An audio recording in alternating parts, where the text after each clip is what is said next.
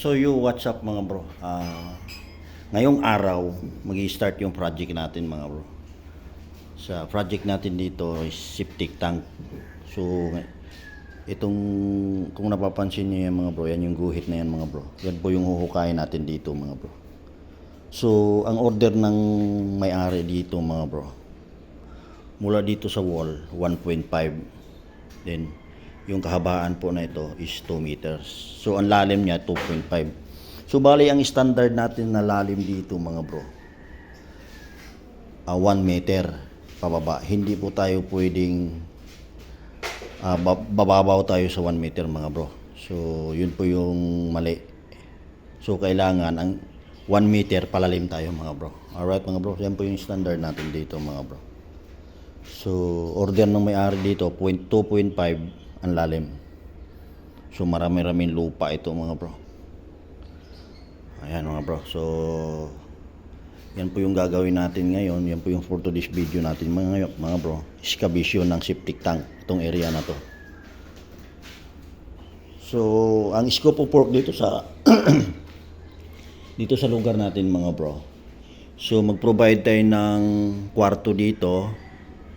Then ita-tiles natin tong area po na ito. Yan po yung scope of work natin.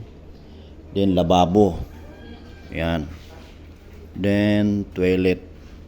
UCR natin dito mga bro. Yan, yan po yung scope of work natin dito. Alright mga bro. So let's go. Oo, ground beat dyan. Let's go. Cutting muna tayo mga bro para para maganda yung pagka chipping natin dito mga bro. Kakatingin muna natin yung konkreto para pantay-pantay siya. Let's go mga bro.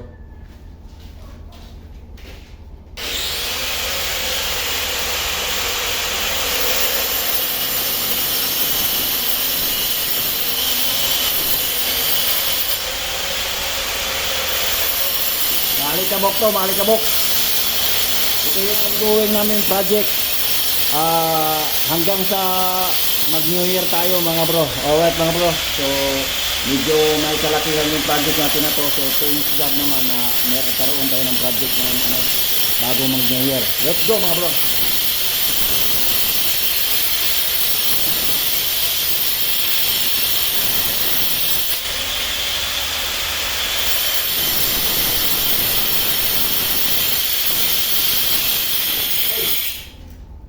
Yok mo. Yok mo.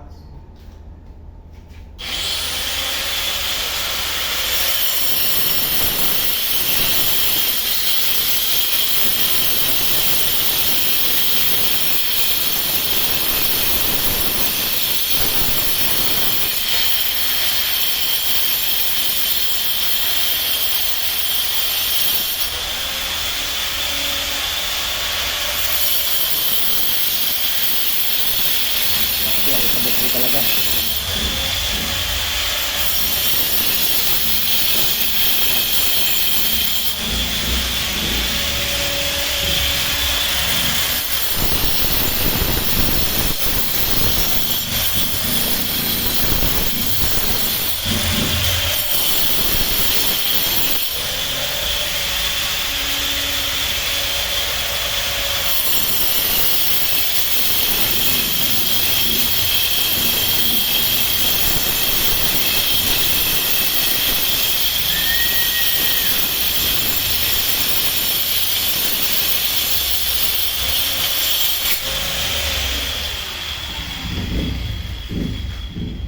Paluwag no.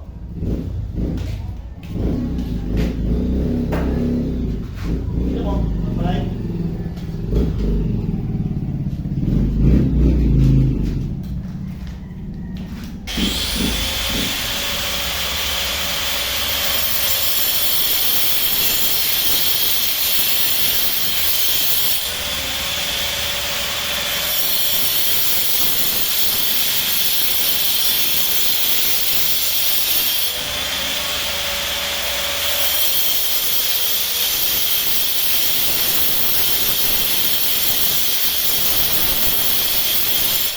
Shoutout po sa lahat na nakapanood ng video po na to. Advance Happy New Year sa inyong lahat mga bro.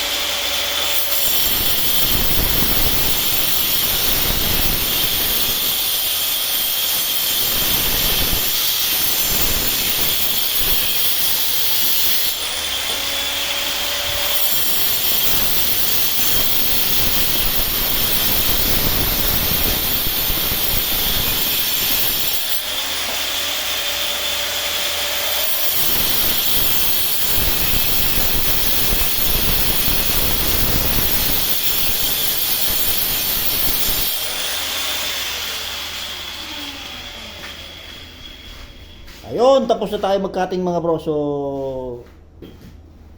ang gagawin natin ngayon, mamasuhin natin yung flooring na to mga bro kasi wala tayong chipping gun mga bro. Medyo nag-resign na yung chipping gun natin, wala pa tayong pambili. Alright mga bro. Let's go mga bro, let's go.